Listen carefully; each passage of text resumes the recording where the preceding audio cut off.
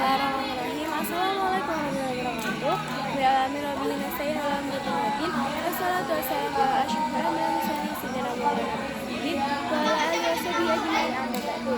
Muhammad dan Winda selaku pengasuh ada Rahmat juga pengasuh Dewan Guru dan teman-teman sekalian. Kenalkan, saya Dirapika Dawami dari kelas 12 SMA Al-Bahriya. Pada malam hari ini saya akan menjelaskan tentang kitab Masail Al-Fiqih, yaitu bab ke-7.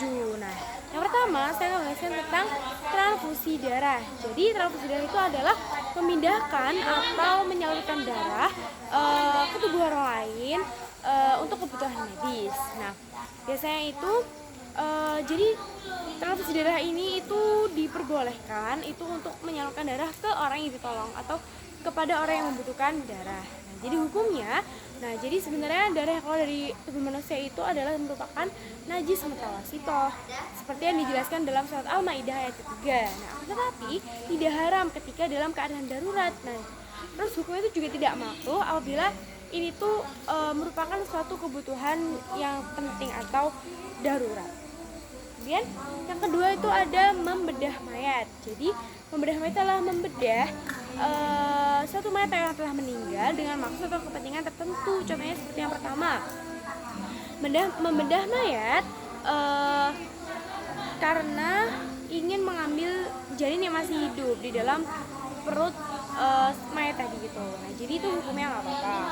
Kemudian membedah mayat untuk mengambil benda yang berharga, seperti ketika ada orang meninggal, kemudian ada benda berharga seperti ketika dia tuh menelan berlian atau yang lain-lain. Nah, kemudian untuk kepentingan penegakan hukum, jadi contohnya ketika ada penelitian atau perdebatan, jadi mengharuskan untuk membedah mayat tersebut, jadi itu diperbolehkan, nggak apa-apa. Kemudian untuk penelitian kesehatan, seperti kayak sekolah kedokteran kan, jadi kita harus meneliti itu kan, membedah mayat itu diperbolehkan. Nah, kemudian yang itu ada menebus kewajiban seorang yang sudah meninggal.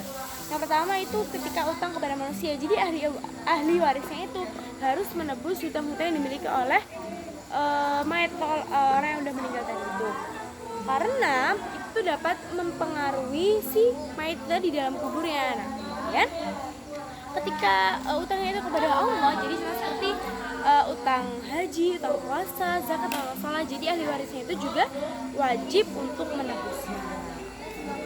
Jadi hikmahnya kita itu bisa mengetahui apa itu transfusi darah, kemudian hukumnya itu bagaimana. Kita juga bisa mengetahui bedah mayat itu apa sih bedah mayat, kemudian bedah mayat yang diperbolehkan itu membedah di waktu apa saja, kemudian juga kewajiban seorang ahli waris itu untuk menebus kewajiban seorang mayat atau orang yang sudah meninggal.